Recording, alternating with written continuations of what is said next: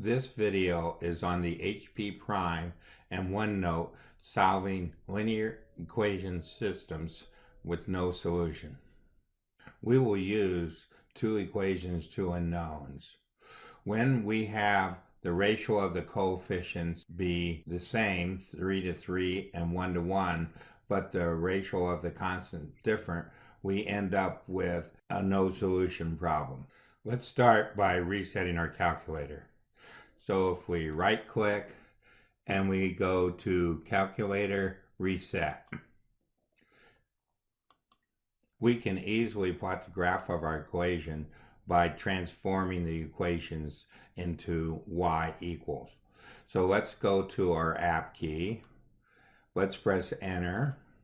Let's enter the first equation. So we want -3, we'll use the short version of x, plus 1, okay. Then we want -3x plus 4. Now we have the ones entered into our function symbolic view. To draw the graph, press plot. To make this look the same as we have over here, we'll go to the menu, we'll press zoom, we'll go into the option here for in, and now we have the same graph that we have shown on our OneNote. We move to our CAS view. We have already entered in this particular solve function into our command line. Notice how we have the braces here and the comma and the braces here. We also have a comma here. So when you want to solve simultaneous equations, the first parameter is inside braces and the second parameter is inside braces. We could also use brackets if we preferred. Well, if we use brackets, there will be a space here to move between the different parameters that are inside here. We actually press the comma when we use brackets, or we can use the pad to move between them. Let's go ahead and press enter.